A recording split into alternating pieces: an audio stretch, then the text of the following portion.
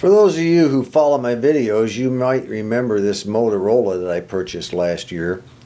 I think I paid 10 bucks for it on eBay, plus shipping. It's the model number CX28-1W.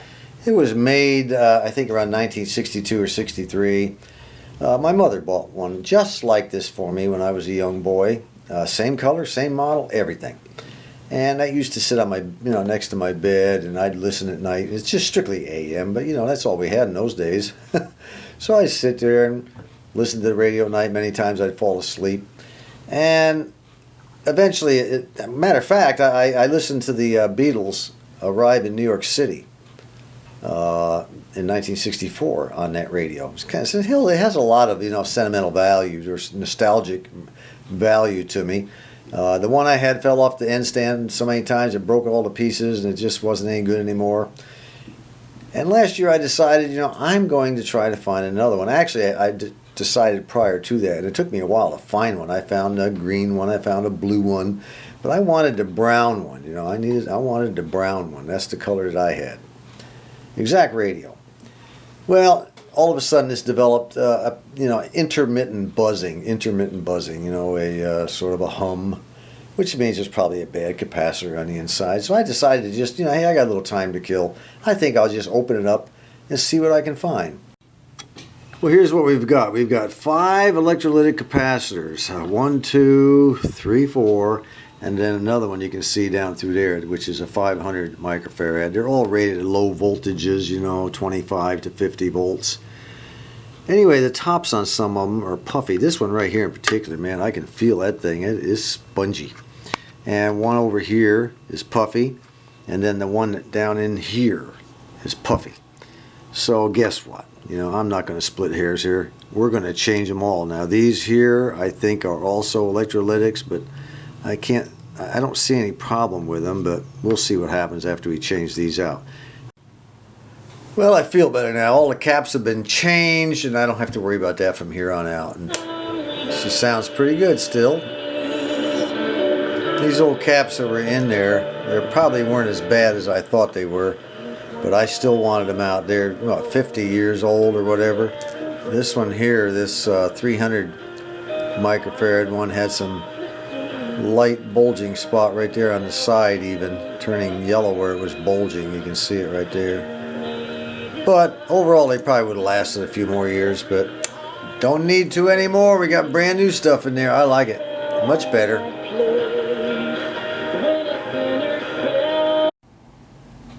I'm happy to report that the new light bulb has come in for the Montclair SS100, and it has been installed. I soldered it top and bottom. And let's give it a little shot here. See, the proof is always in the pudding. Here we go. There we go. And I can see it already lighting up the dial. Now all I have left to do is I got to take this black cover thing, fit over the top, which focuses the light in this direction or makes it go in this direction, and we'll get it all back together. Well, this is the old Montclair. I got it all hooked back up. Let's go hit the switch and see what it looks like in the dark. Oh, not bad. I like that. Looks like the dial scale's a little slightly crooked. I'll tell you what, that sure is better than it was. That's not a bad looking dial scale, actually. I kind of like that color.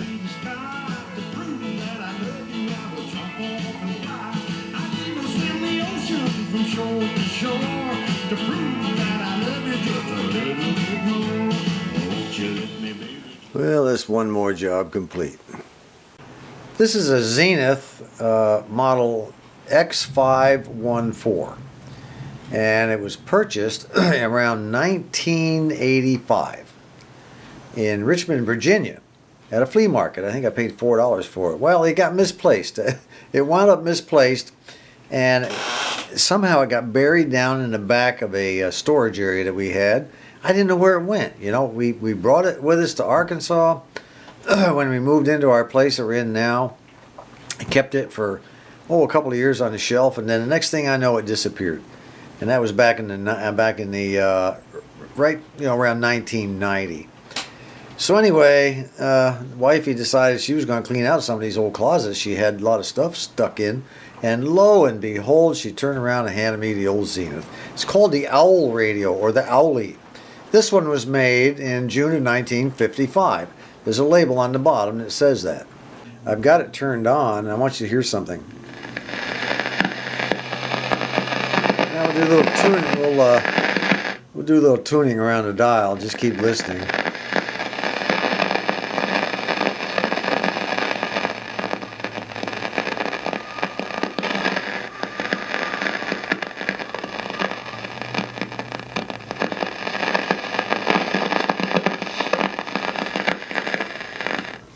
What you're hearing there is a combination of the static in the air from the thunderstorms that are going on around us and silver mica disease.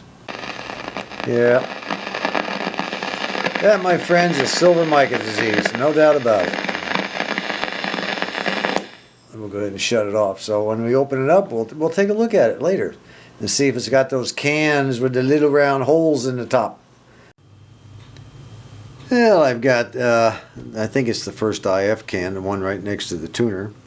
I've got it out of the chassis on this old Zenith. And I was kind of hoping it would be a little easier fix than that. I need to remove the mica from the bottom here and replace them with these 100 picofarad capacitors. These are mica caps here. Anyway, what I've got there is I've got a piece of mica sandwiched. I've never run into this one before. I mean, I think I've seen it on a YouTube video a long time ago, but I haven't seen one in the flesh. The piece of mica is sandwiched between this plastic and this bottom part. This leg right here has a tab that sticks down between, and this one here, this leg over here, has a tab that sticks down in between. Let me see if I can get you where you can maybe make that out. Can you see the shiny tabs down in there? Let me zoom in here. Yeah, now you can see it a little bit better. See that tab right there between the two? Then you got another tab over here. It's kind of hard to do this when you're zeroing in, trying to find out where you're. There we go. Okay, and there's your other tab. Okay, now they're connected to these two vertical legs, these two metal vertical legs. And what's happening here, it appears that one of the legs is on top of the mica and the other leg is under the mica. So you have a top and a bottom, you know, just like any other capacitor. At least that's what it looks like right now. When I go ahead and drill out this hole in the bottom, I'm going to have to drill out that rivet. I'm going to put it back in this can to hold it while I drill it. And once I drill it, that brown square thing should come right off, and we'll have a better look at what we actually have, okay?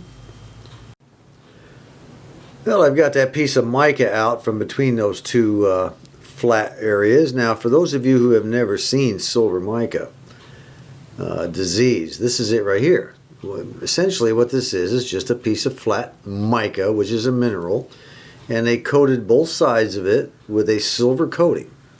And then, you know, what is a capacitor? Two conductive plates separated by a non-conductor.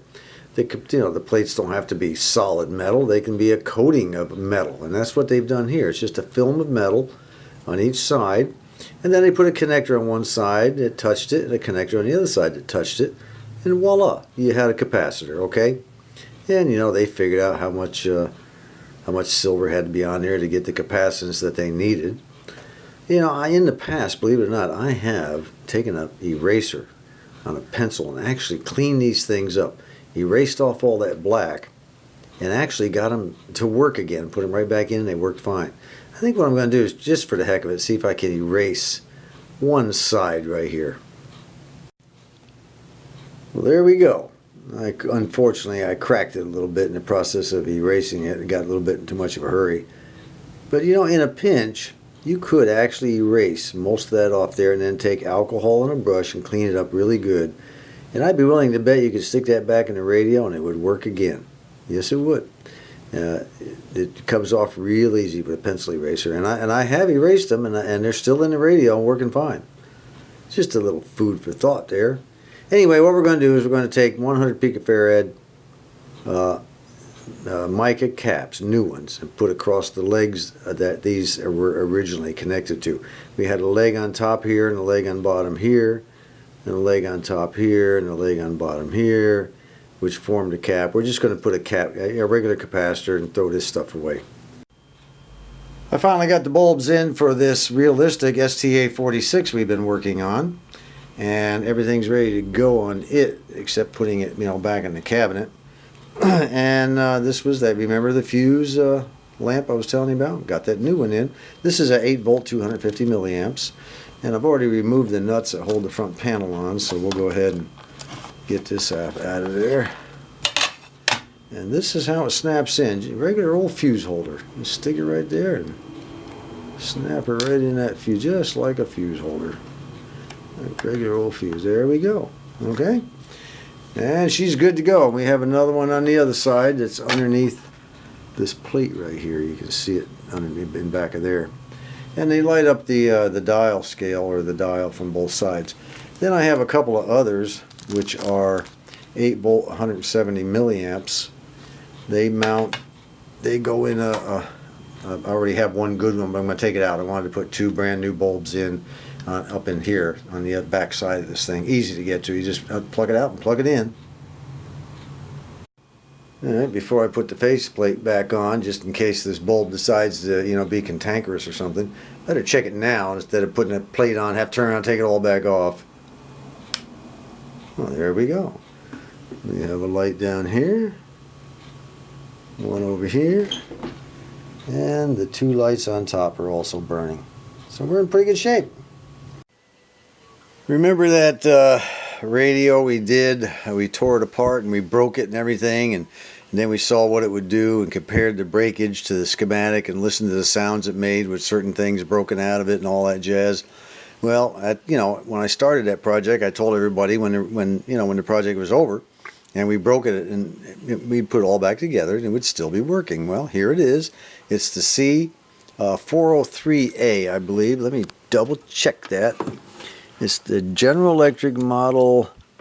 Let me see. Yes, it's a C403A. So let's see if she's still playing. That's WSM out of Nashville.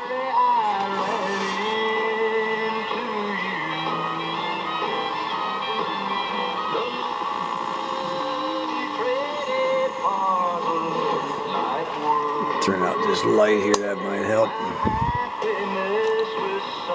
It's a nice little radio. Unfortunately, the shaft on the back of this knob is broken. It was broken when I first got it, but it holds it on there, just enough to hold it on. And there's a couple of cracks in the cabinet. We have a chip up here, but hey, I picked it up at Salvation Army. Anyway, I was able today to get it all back into the cabinet. The guts of the radio have been sitting in a bag, Too many other things going on. Anyway, as part of this video, nothing but radios and all catching up on all my back little tidbits here and there. I got it all back in the cabinet, and she is playing.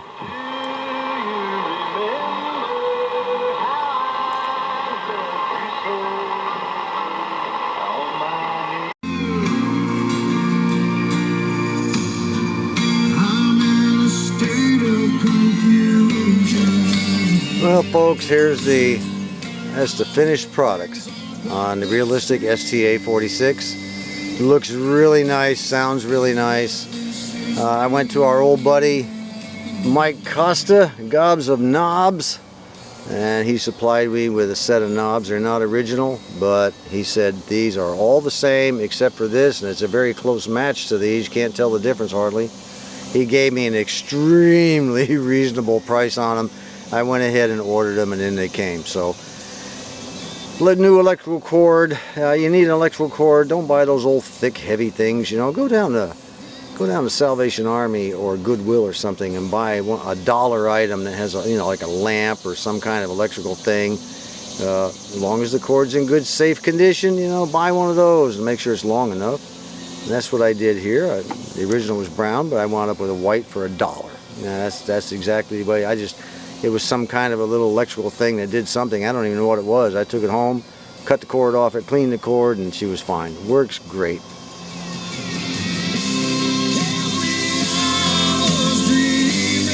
Got a great sound to it also. I still need a set of speakers, and I know where I can get them. This little stereo with the speakers that I'll be picking up, and a double cassette deck that I have, and hopefully a turntable, will all go to a young man that I think is deserving. We're just going to give him the whole thing. I think he'll be very happy to get it. It's going to take a little while longer to finish putting it all together. I found the speakers. I just got to get the price down the way I want it. Anyway, until next time, this is John.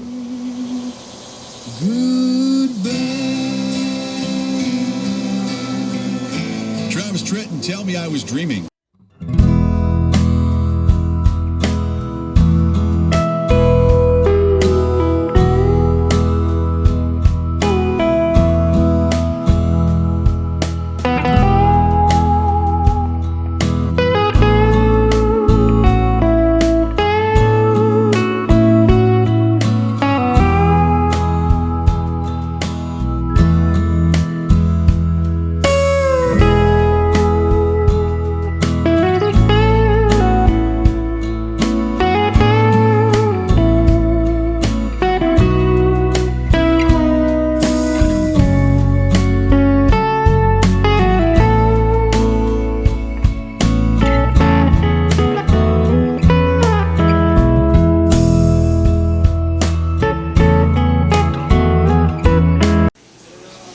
Oh yeah, almost forgot. The little old Zenith now no longer has the dreaded silver migration disease, the SMD, or the silver mica disease, whatever you want to call it.